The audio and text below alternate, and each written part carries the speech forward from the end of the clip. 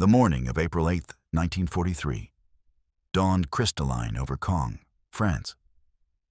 At 27,000 feet, where the air was thin enough to freeze exposed skin in seconds, Oberleutnant Ralph Hermichen settled into his Focke-Wulf 190A5 with the confidence of a man who'd survived 3 years of war. Through the brilliantly clear canopy, he watched ungainly silhouettes clawing laboriously toward his formation. The veteran ace of Jagdgeschwader 26 keyed his radio, barely containing his amusement.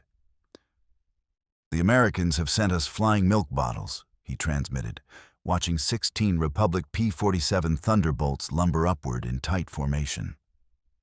Their massive 2,000 horsepower Pratt & Whitney R2800 double Wasp engines strained audibly against their 7-ton bulk. To German eyes accustomed to sleek Spitfires and agile Soviet fighters, these corpulent American machines looked almost absurd. Barrel-shaped fuselages crowned with bubble canopies, wings that appeared comically small for their bloated bodies, propellers so enormous they dwarfed anything the Luftwaffe possessed. What Hermichen couldn't have known, what none of the circling German pilots could have imagined, was that they were witnessing the arrival of their executioner. Within 18 months, these flying milk bottles would evolve from laughingstocks into harbingers of death. Their 8 Browning M2 machine guns would become the sound of German pilots screaming into their radios for help that would never come. The mathematics of annihilation were already loaded into those broad wings. 3,400 rounds of ammunition, a combined firing rate exceeding 6,000 rounds per minute. Enough concentrated firepower to saw a Messerschmitt in half before the pilot could process what was happening.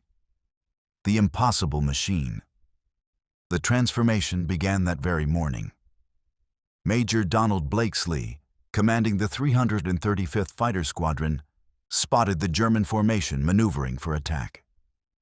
The former Eagle Squadron veteran had transferred from RAF Spitfires just weeks prior, and he understood something his novice pilots didn't.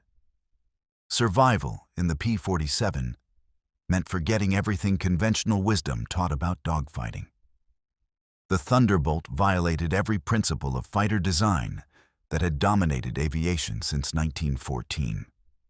While German engineers pursued lightweight interceptors optimized for climb rate and turn performance, Republic aviation had created something unprecedented, a high-altitude juggernaut that weaponized mass itself. The machine's origins traced to June 1940 panic. As German fighters swept across France, Alexander Kartveli, Republic Aviation's Georgian-born chief designer, received desperate specifications from the U.S. Army Air Corps. They wanted a high-altitude interceptor capable of matching the Luftwaffe's finest. Kartveli designed a monster.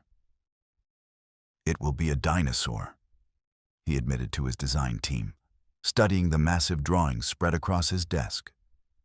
"But it will be a dinosaur with excellent proportions." When the XP-47B prototype first flew on May 6, 1941, it shocked everyone. At 9,900 pounds empty, it weighed 65% more than its predecessor.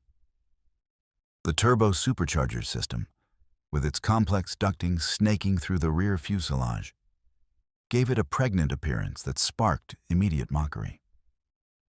Test pilots approaching it invariably asked the same question: "This thing actually flies?" It didn't just fly. It flew like nothing else at altitude. The Pratt & Whitney R2800 double Wasp, an 18-cylinder radial beast producing 2,000 horsepower, could maintain full power at 27,000 feet, where German fighters gasped for oxygen. The turbo supercharger, fed by exhaust gases, delivered sea-level performance in the stratosphere where conventional superchargers suffocated.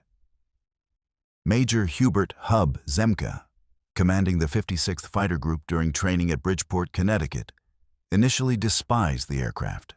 His unit lost 18 pilots and 41 aircraft in training accidents between September 1942 and January 1943. The P-47 killed more Americans in training than it would Germans in its first months of combat. It ground-looped on landing. Torque rolled on takeoff. Dove with such enthusiasm that pilots discovered compressibility, their controls freezing solid as shock waves formed on the wings approaching the speed of sound. But those who mastered the beast discovered something extraordinary. Lieutenant Robert Johnson, a farm boy from Oklahoma destined to become one of America's top aces with 27 kills, described his first flight. It was like strapping yourself to a locomotive. The power was unbelievable. You didn't fly it, you aimed it like a bullet. The baptism of fire. The first combat encounters in April and May 1943 confirmed every German prejudice. The P-47s couldn't turn with Focke-Wulf 190s, couldn't climb with Messerschmitt 109s, couldn't match their nimble handling at medium altitudes. Luftwaffe pilots quickly developed tactics to exploit these weaknesses. Attack from below where the heavy Thunderbolt struggled. Force turning fights where agility trumped firepower. Hauptmann Josef Pips Priller, commanding Jagdgeschwader 26, reported to headquarters after his first encounter. The new American fighter is meat for the slaughter. It flies like a truck, turns like a freight train, climbs like a pregnant cow. Our boys are calling them Indianer, fat targets pretending to be warriors.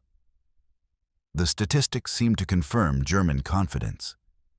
In their first month of operations, American fighter groups lost 14 Thunderbolts for only 3 confirmed German kills.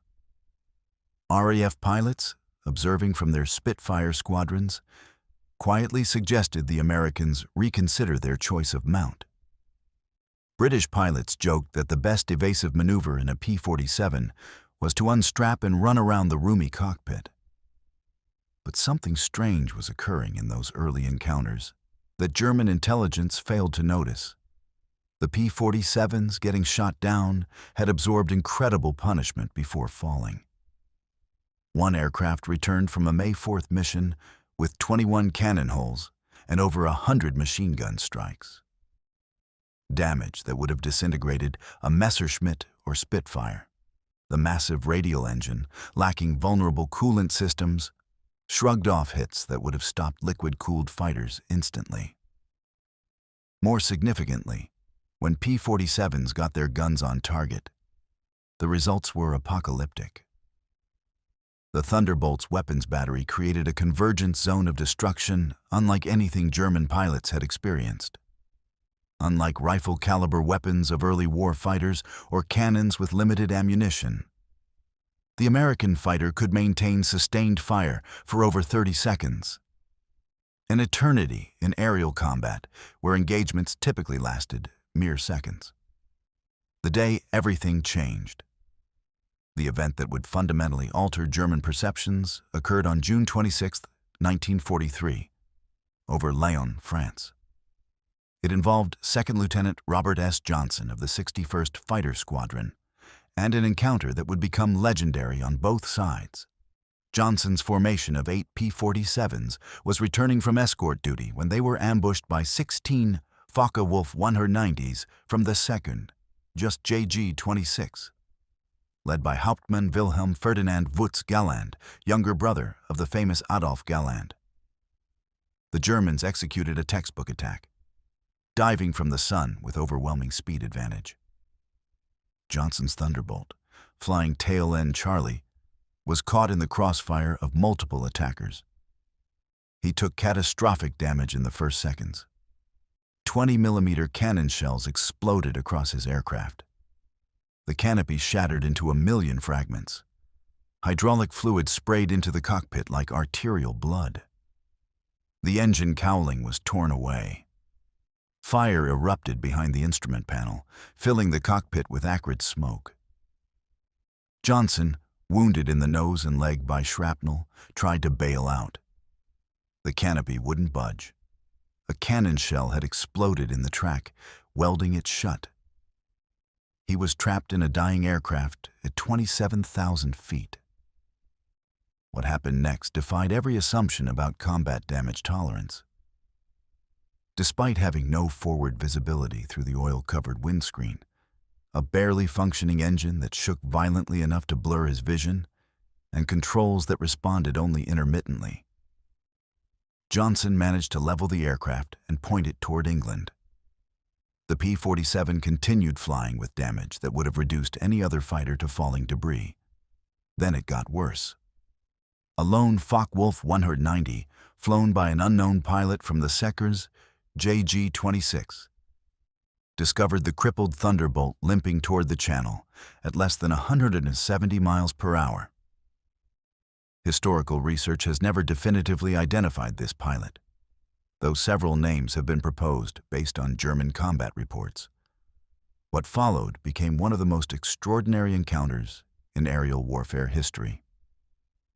The German pilot positioned himself behind Johnson's P-47 and opened fire with his four 20mm cannons and two 13mm machine guns. Johnson, unable to evade or even see his attacker clearly, could only huddle behind his armor plate and pray. The evolution of tactics. The survival of Johnson's aircraft sent shockwaves through both air forces. American engineers studying the wreckage realized they had underestimated their own creation. German intelligence, receiving combat reports from the Seckers JG-26, initially refused to believe it. No aircraft could absorb that much punishment. But testimony from multiple pilots confirmed the impossible. By July 1943, American pilots were learning to exploit the P-47's true strengths. Lieutenant Colonel Hubert Zemke had discovered the secret through brutal trial and error. "Don't turn with them," he instructed his pilots. "Don't climb with them at low altitude. Use your weight, use your power, use your guns." The Thunderbolt's massive weight, initially seen as a catastrophic disadvantage, became a weapon. In a dive, nothing could catch it. From 30,000 feet, a P-47 could reach 550 miles per hour, faster than any German fighter could achieve, even in a vertical dive. This speed could be converted to altitude in a zoom climb that left pursuing fighters helplessly behind. Captain Walker Bud Mahurin, who would become one of the first American aces in Europe, developed what became known as the boom and zoom tactic, though pilots called it the Thunderbolt turkey shoot. Instead of engaging in traditional dogfights, P-47 formations would climb to 30,000 feet, higher than German fighters could effectively operate. When Luftwaffe fighters appeared below, the Thunderbolts would roll inverted and dive, reaching speeds that made deflection shooting impossible for defending Germans.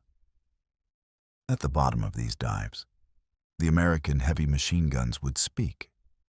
German pilots who survived described it as facing a wall of lead, the combined firepower creating an impenetrable zone of destruction.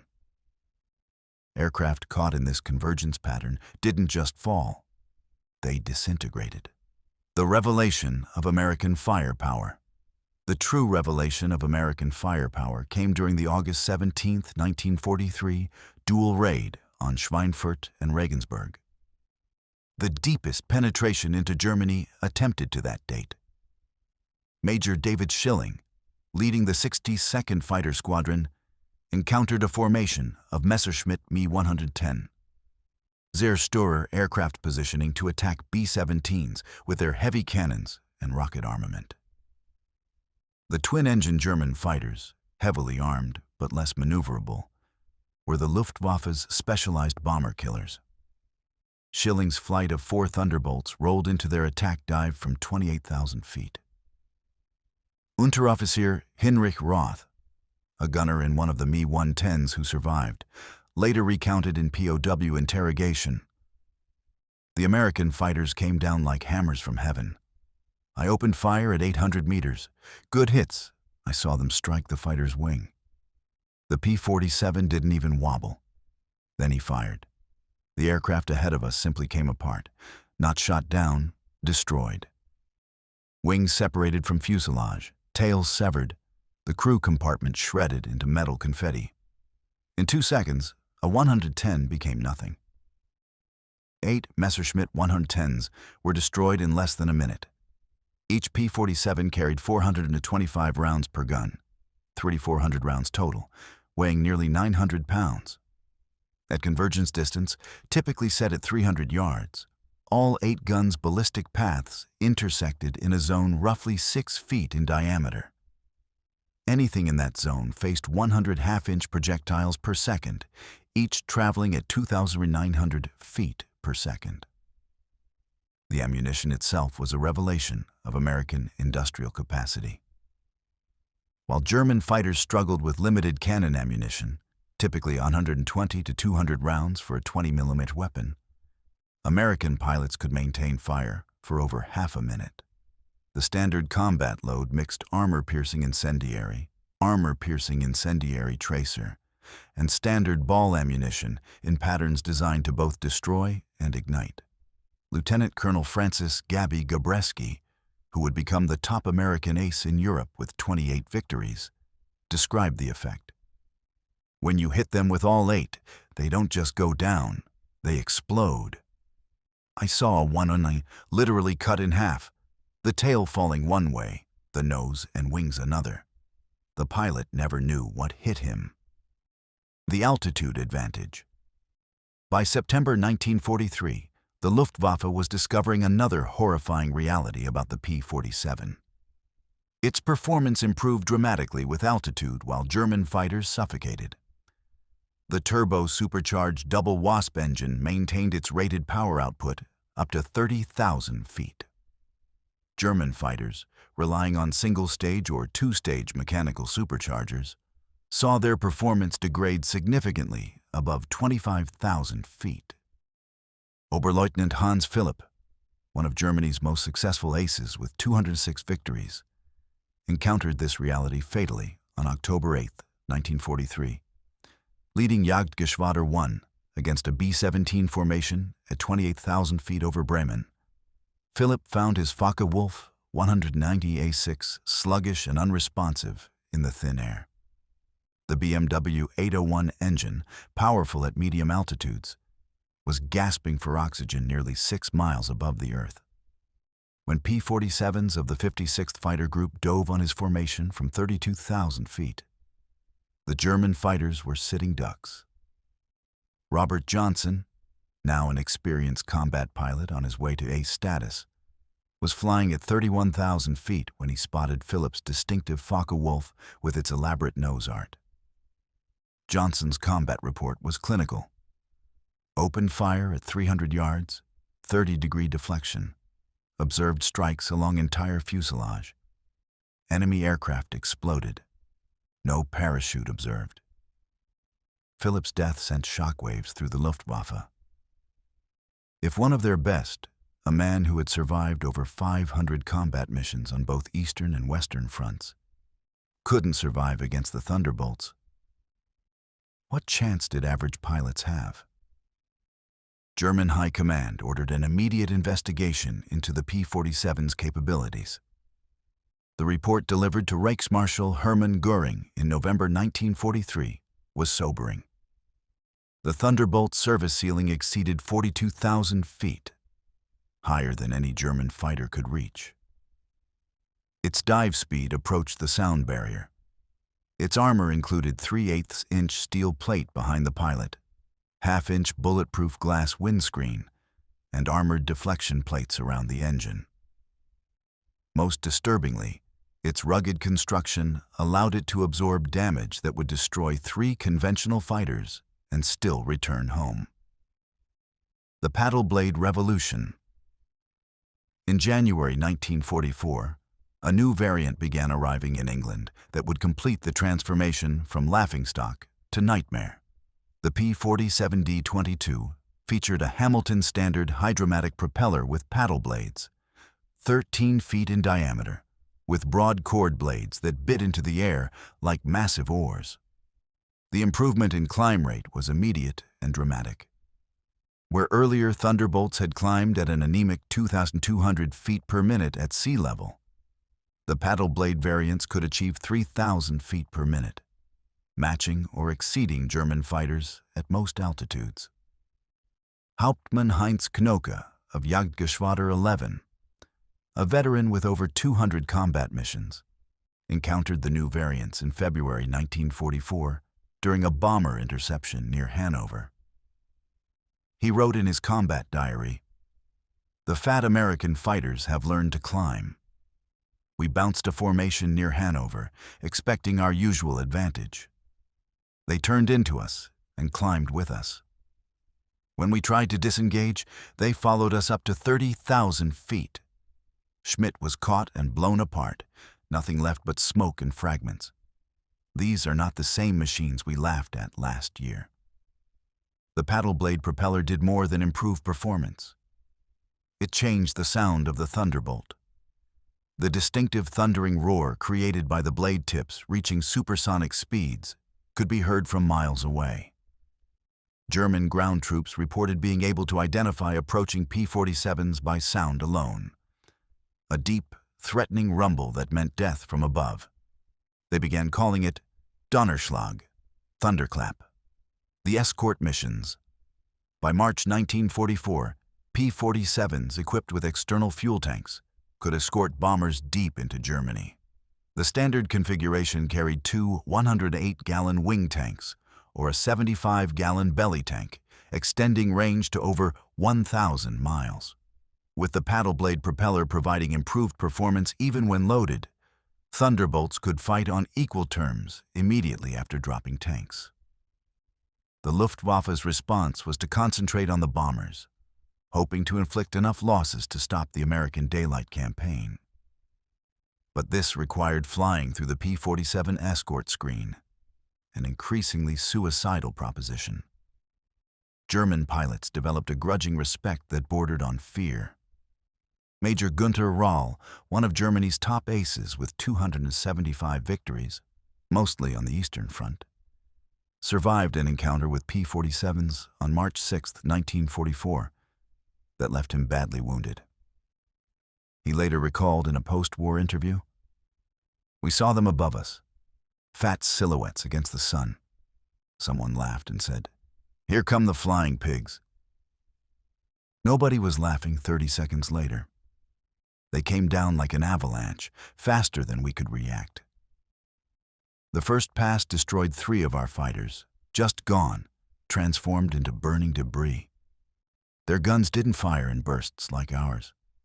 They poured out solid streams of fire. Getting caught in that stream meant instant death." The escort missions revealed another P-47 advantage: endurance. While German fighters operated at maximum power settings that consumed fuel rapidly, the big American radials could cruise efficiently at high altitude. Thunderbolts could remain with the bombers for hours, rotating top cover while maintaining enough fuel for combat and return. The ground attack transition. As more P-51 Mustangs arrived to take over long-range escort duties in spring 1944, P-47 units increasingly focused on ground attack, a role that would make them the most feared aircraft in the German arsenal. The transition began in earnest in April 1944 as the Allies prepared for the invasion of France. The Thunderbolt's heavy machine gun battery proved equally effective against ground targets.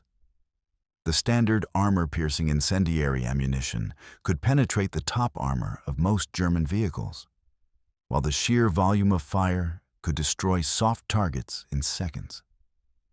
A 2-second burst put 160 half-inch projectiles into a target area the size of a truck. But it was the addition of bombs and rockets that transformed the P-47 into a true multi-role monster. The D-25 variant could carry 2 1,000-pound bombs under the wings and a 500-pounder under the fuselage, a bomb load equal to early war medium bombers. Later variants added zero-length rocket stubs for 10 5-inch high-velocity aircraft rockets, HVARs, each equivalent to a 105 mm artillery shell. Oberst Hans von Luck, commanding the 125th Panzer Grenadier Regiment during the Normandy campaign, experienced P-47 ground attacks firsthand. They came in low, so low you could see the pilots' faces. The sound was terrifying. Engines roaring, rockets screaming. Then the hammer of those heavy machine guns. A column of our trucks simply ceased to exist. 20 vehicles transformed into burning wreckage in one pass. The psychological effect on the men was devastating. They called them jabos, fighter bombers. But these were something beyond that. They were flying artillery with the accuracy of snipers. Today and beyond. On June 6, 1944, the Luftwaffe discovered how completely the balance of power had shifted. Over 500 P-47s provided air cover for the invasion, creating an impenetrable umbrella over the beaches. German fighters attempting to reach the landing zones were massacred. Oberleutnant Wolfgang Fischer of Jagdgeschwader II, one of only 3 German pilots to reach the beaches that day, reported, "The sky belonged to the Americans. Thunderbolts were stacked from sea level to 30,000 feet. We tried to break through at dawn, 12 fighters from our Gruppe. I was the only one to return. The P-47s were waiting at every altitude. You couldn't climb over them, couldn't dive under them. Their guns turned our fighters into aluminum rain." In the weeks following D-Day, P-47s systematically destroyed German movement in daylight. The statistics were staggering. In June alone, 9th Air Force Thunderbolts claimed 651 locomotives destroyed, 3,847 trucks destroyed, 512 tanks and armored vehicles destroyed, 4,553 horse-drawn vehicles destroyed. The Wehrmacht was forced to move only at night, severely hampering their ability to respond to Allied advances. The Germans tried everything to counter the Thunderbolt threat. They reinforced vehicle armor, deployed more anti-aircraft guns, developed new camouflage techniques. Nothing worked.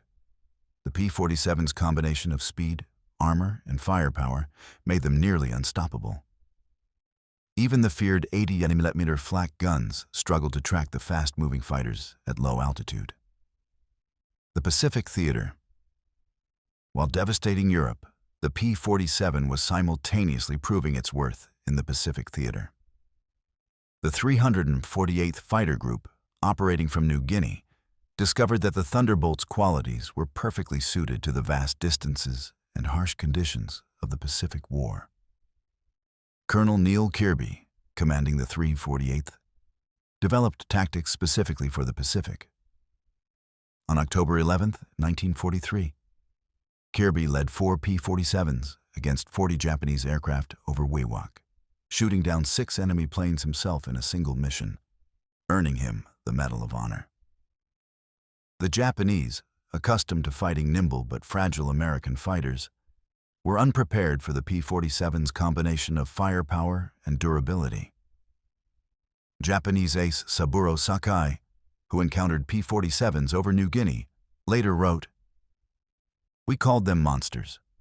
Our 20mm cannons, which could destroy a P-40 with a few hits, seemed to have no effect. I put dozens of rounds into one Thunderbolt and watched it fly away. Their return fire was terrifying. Streams of heavy bullets that tore aircraft apart. The P-47N, developed specifically for the Pacific, featured increased fuel capacity with wet wings, holding 93 gallons each, extending range to 2,350 miles. This variant would escort B-29s to Japan, proving that the short-legged fighter of 1943 had evolved into a true long-range weapon. Jets and the ultimate vindication. Perhaps the ultimate vindication of the P-47's evolution came in its encounters with German jet fighters. The Messerschmitt Me 262, with its 540-mile-per-hour top speed, should have been untouchable by propeller-driven fighters. But Thunderbolt pilots discovered they could catch jets in 2 situations: during takeoff and landing when jets were most vulnerable, and in high-speed dives from altitude. On November 27, 1944, Lieutenant Colonel John C. Meyer of the 352nd Fighter Group became one of the first pilots to shoot down an Me-262 with a P-47. Diving from 28,000 feet, Meyer's Thunderbolt reached speeds approaching 500 miles per hour, fast enough to catch the jet in level flight. The jet pilot, confident in his speed advantage, never saw the diving P-47 until Meyer's guns opened up at 400 yards. Meyer's combat report noted, "The enemy aircraft disintegrated under fire. Large pieces, including both engines, separated from the fuselage. The pilot did not escape. The concentrated fire of 8 50 caliber guns proved more effective than we anticipated against jet aircraft." By early 1945, specialized P-47M variants were deployed specifically to counter German jets and V-1 flying bombs. With water methanol injection boosting power to 2,800 horsepower and refined aerodynamics, these ultimate Thunderbolts could reach 470 miles per hour in level flight at 30,000 feet, fast enough to intercept even jets under certain conditions. Operation Bodenplatte. The final demonstration. The ultimate demonstration of American industrial might came during Operation Bodenplatte, the Luftwaffe's desperate attempt to destroy Allied air power on January 1, 1945. Nearly 900 German fighters, including their best remaining pilots, launched surprise attacks on Allied airfields across Belgium and the Netherlands. At Y-34 airfield near Metz, home to the 365th Fighter Group's P-47s, the attack initially succeeded. German fighters destroyed 22 Thunderbolts on the ground, along with several other aircraft. A captured German pilot, brought to the command post, pointed at the burning aircraft and taunted, "What do you think of that?" Major George Brookings' response became legendary throughout the 9th Air Force. He pointed to the flight line where ground crews were already pushing damaged aircraft aside and preparing hard stands for replacements. "By tomorrow, we'll have 40 new ones. How long will it take you to replace your pilots?" The German pilot's smirk disappeared. Within 48 hours, factory-fresh P-47 D-40s filled the flight line, flown in from depots in England. The Luftwaffe lost 271 aircraft and 213 pilots in Bodenplatte, including many irreplaceable instructors and squadron leaders. These losses they could never replace. The Americans lost 134 aircraft total across all attacked airfields, all replaced within a week. The numbers tell the story. The numbers told the story of inevitable defeat. Republic Aviation produced 15,683 P-47s during the war, more than any other American fighter. At peak production, the Farmingdale factory on Long Island completed 1 Thunderbolt every hour, around the clock. The Evansville plant in Indiana, built from empty farmland in 1942, was producing 500 aircraft per month by 1944. Each P-47D required 65,000 individual parts, 8 miles of electrical wiring, 2,000 pounds of aluminum, and 300 pounds of rubber. The engine alone contained 2,400 individual components machined to tolerances of thousandths of an inch. Yet American workers, many of them women who had never seen an aircraft before Pearl Harbor, assembled these complex machines with precision that exceeded peacetime standards. The ammunition production was equally staggering. Each P-47 sortie required 3,400 rounds of 50 caliber ammunition.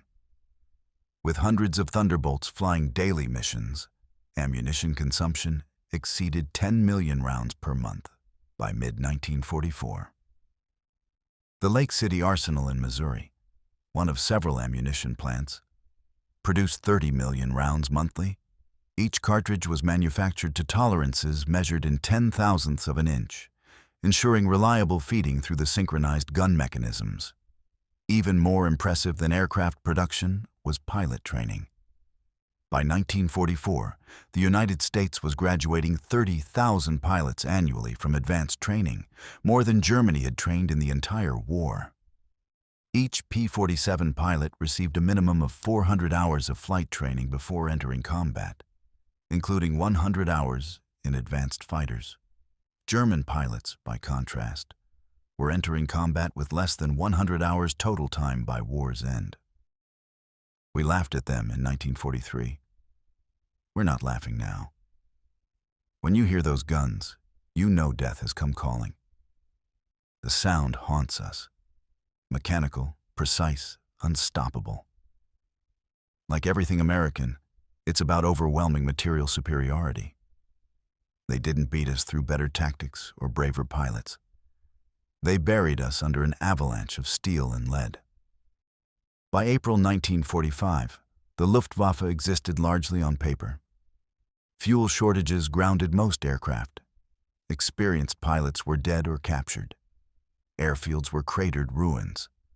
But even with aircraft and fuel, German pilots faced an impossible equation. Attacking meant facing P-47 formations that owned every altitude from ground level to 40,000 feet. Feldwebel Klaus Breitschneider, one of the last German pilots trained in 1945, flew exactly one combat mission before the war ended. His encounter with P-47s over Leipzig lasted 12 seconds. I saw them diving from above, 4 Thunderbolts in perfect formation. I tried to turn, but they were too fast. The leader fired from 500 meters. My aircraft shook like it was hit by sledgehammers. The engine exploded, the wings separated. I barely escaped. In the parachute, I watched them destroy my entire staffel. 6 fighters gone in under a minute. The sky rained burning aluminum and bodies. The final accounting, the final statistics of P-47 operations defied comprehension. In Europe, 3,752 German aircraft destroyed in aerial combat. 3,315 aircraft destroyed on the ground. 86,000 railway cars destroyed. 9,000 locomotives destroyed. 6,000 armored fighting vehicles destroyed. 68,000 trucks destroyed. 60,000 horse-drawn vehicles destroyed. In the Pacific, 697 Japanese aircraft destroyed in aerial combat, 150 aircraft destroyed on the ground, 1,500 vehicles destroyed, 150 locomotives destroyed, countless barges, ships, and installations. The 9th Air Force alone, primarily equipped with P-47s, flew 213,873 combat sorties, dropped 120,000 tons of bombs, fired 135 million rounds of ammunition, and launched 60,000 rockets. The Thunderbolt units achieved a 4.6-to-1 kill ratio in aerial combat, while maintaining the lowest loss rate of any Allied fighter bomber. Behind these numbers lay the human cost.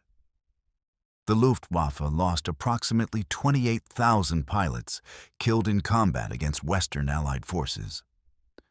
Many fell to the concentrated fire of American heavy machine guns. Each loss represented years of training that Germany could never replace. By war's end, the average German fighter pilot had less than 30 hours of combat experience. The average P-47 pilot had over 200. The post-war reckoning. In 1985, at a reunion of German and American fighter pilots in Phoenix, Arizona, former adversaries met in peace. General Lieutenant Adolf Galland, former head of the Luftwaffe fighter arm, was asked about the P-47. His response, recorded on video, captured the complete transformation. "We made a terrible mistake in 1943. We saw this big, heavy fighter and laughed. The Americans don't understand air combat," we said. "They built a bomber and called it a fighter. We were the ones who didn't understand. The Americans didn't try to build a European fighter. They built an American one, designed around production, firepower, and survivability. They understood that in a war of attrition, the plane that could take punishment and deliver devastating firepower would win. They were right. The first time I flew a captured P-47 after the war, I understood everything. The power was incredible. It climbed like it was falling upward. The cockpit was comfortable, the visibility excellent, the controls precise. It was a pilot's aircraft wrapped in armor. But what really impressed me was realizing that America built over 15,000 of these complex machines while fighting a two-ocean war. Each one required an engine more complex than anything Germany produced. Yet they built them faster than we could build simple fighters. That's when I knew we never had a chance. Those guns, we called them Roosevelt's piano because of the sound they made. Once you heard that sound, you never forgot it. Many of my friends heard it for the last time. The P-47 didn't just defeat the Luftwaffe, it destroyed it. The engineering philosophy. The P-47's design represented American industrial philosophy perfectly. Brute force engineering backed by unlimited resources. Every component was overbuilt, overpowered, and over-engineered. The wing spars could support 40,000 pounds, 3 times the aircraft's loaded weight. The engine mount could withstand 12 G-forces. The control cables were doubled throughout with automatic backup systems. The ammunition feed system alone was a marvel of engineering. 8 separate ammunition boxes, each holding 425 rounds, fed through electric boost motors to prevent jamming during high G maneuvers. The guns were electrically heated to prevent freezing at altitude. Each gun had its own charging mechanism and could be individually synchronized. The convergence was adjustable from 150 to 400 yards, allowing pilots to optimize for their preferred engagement range. Even after the war, some German veterans maintained that the P-47 won through quantity, not quality. The German fighters were technically superior but overwhelmed by numbers. The combat records tell a different story. In engagements where numbers were equal, P-47s consistently prevailed. The heavy machine gun armament, dismissed as inferior to cannons, proved more effective in actual combat. Analysis of gun camera footage revealed why. Cannon shells, while individually more destructive, required precise aim and had limited ammunition, typically 120 to 200 rounds total.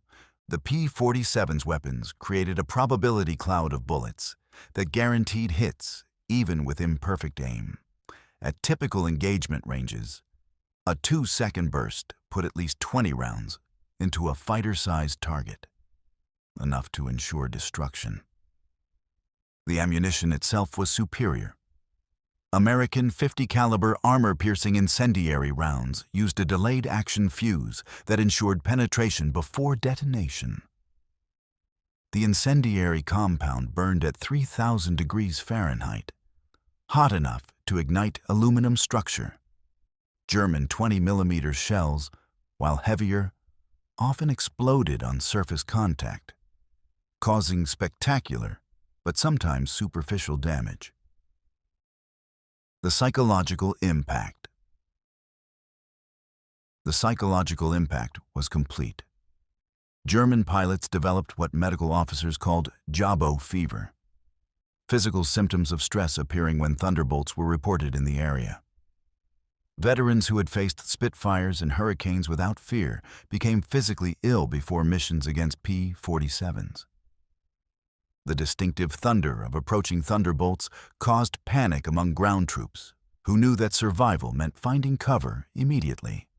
Feldwebel Ernst Schroeder, a Panzer crewman who survived the Normandy campaign, described the effect decades later. You could hear them coming from kilometers away.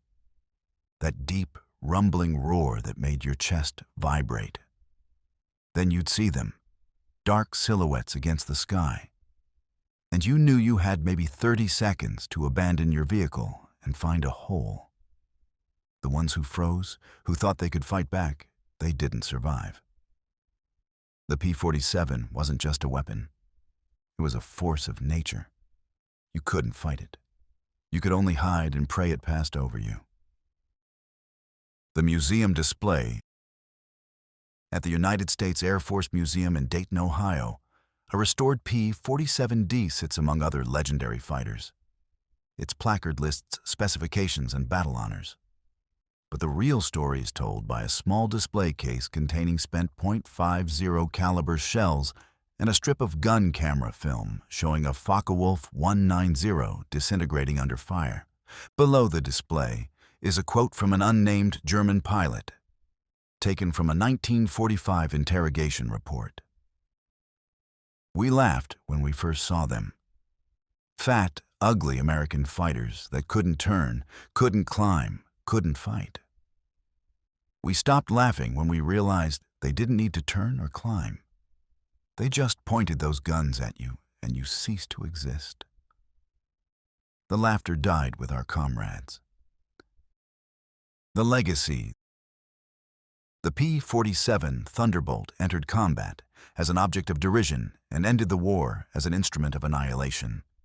In between, 8 synchronized Browning machine guns rewrote the rules of aerial warfare and buried the Luftwaffe under an avalanche of lead. Its legacy extended far beyond World War II. The lessons learned from the Thunderbolt, that firepower, durability, and production capacity could triumph over theoretical performance advantages, would influence fighter design for generations. The aircraft proved that sometimes the best weapon isn't the most elegant or the most agile. Sometimes the best weapon is the one that can absorb punishment, deliver devastating firepower, and be produced in numbers that overwhelm the enemy's capacity to respond. German pilots had laughed at the ungainly American fighter in April 1943. By May 1945, there were no German pilots left to laugh. The sky belonged to America, and the thunder had spoken its final verdict, from mockery to mastery. The transformation was complete. What began as German laughter over clumsy American fighters ended in German pilots refusing to take off when Thunderbolts were reported in the area. The arc from ridicule to terror took less than 2 years. But those 2 years rewrote the fundamentals of air combat. Every Thunderbolt that returned home riddled with holes but still flying sent the same message: you cannot stop us. Every German fighter that disintegrated under the hammer of 8 machine guns reinforced that message. And every factory-fresh replacement aircraft that arrived within days of losses proved it beyond doubt. The flying milk bottles had the last laugh, and it echoed across the ruins of the Third Reich. The stories of warriors, weapons, and the battles that changed history deserve to be told with depth, accuracy, and respect, if you want more deep dives into military history that go beyond the surface. Stories that honor the courage, sacrifice, and innovation of those who fought. Then subscribe to Boots on the Ground. We bring you the history that matters, told the way it deserves to be told. Hit that subscribe button and join us for the next mission into the past.